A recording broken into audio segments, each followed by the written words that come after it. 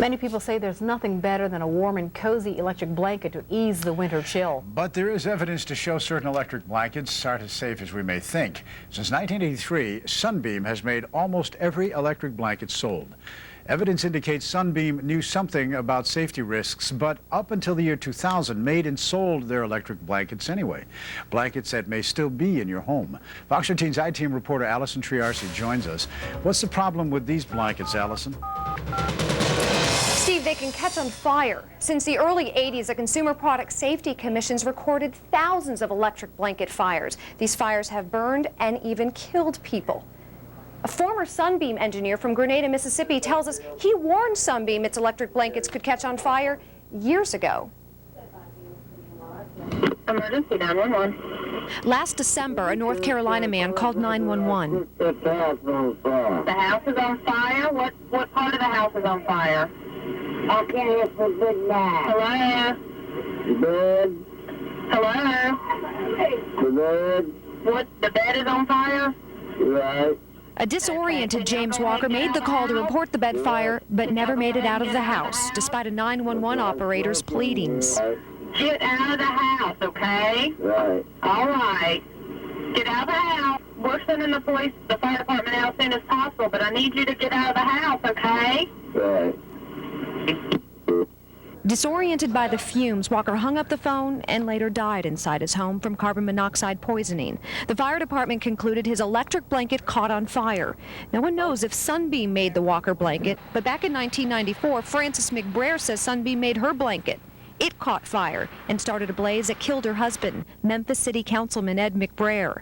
The case settled confidentially. Electric blanket fires may surprise you, but not this man.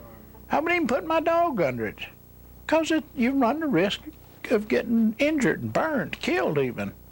Bill Rowe says Sunbeam didn't heed his warnings. They consider me a hayseed.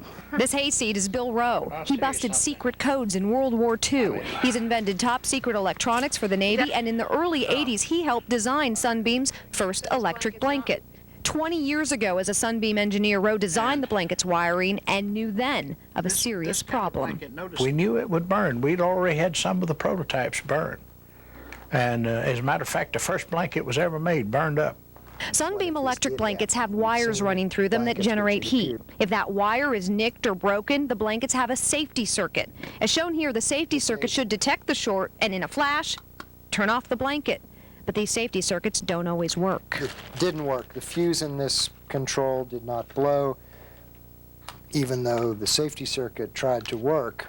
Attorney George McLaughlin represented the family who owned this burned blanket. McLaughlin says the black spot on the safety circuit's glass tube proves it fired but failed to shut off the blanket.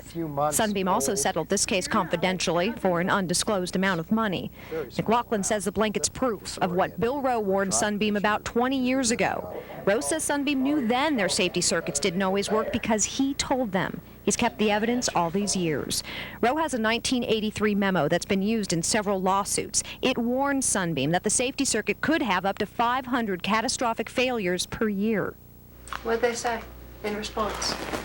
The response directly to me was, if you ever mention this again, you'll be fired. Rowe left Sunbeam a few years later, still unsatisfied with the blanket's safety. Not only did the safety circuit sometimes fail, there was another problem. The problem is the blanket's safety circuit could only detect a short circuit or broken wire within the blanket's first 50 feet of wiring. But many of these blankets have more than 100 feet of wiring. That leaves half the blanket without protection. If you get a broken wire, for whatever reason, this is what's going to happen. As McLaughlin shows us, this is what could happen to an older Sunbeam blanket. In 2000, Sunbeam changed the blanket designed to detect shorts through the entire blanket. But before then, millions of the older blankets were sold and are still in people's homes. Sunbeam refused to comment on this story, despite our repeated requests. In the past, Sunbeam said Bill Rowe's just a disgruntled ex-employee who isn't credible. Sunbeam also says its blankets are safe. But Bill Rowe says the question to decide is whether these blankets are safe enough for your family. While Sunbeam refused to talk to us, its lawyers did talk to Bill Rowe. Just last week, after Sunbeam learned we had interviewed Rowe, its lawyers called him and offered to reinstate him as a paid consultant. For 5 years, Rowe received a monthly fee to consult for Sunbeam, and now Rowe says Sunbeam plans to reinstate that consultancy, which means he'll no longer be able to talk to the media. Reporting live in the newsroom, Allison Triarce, Fox 13 News.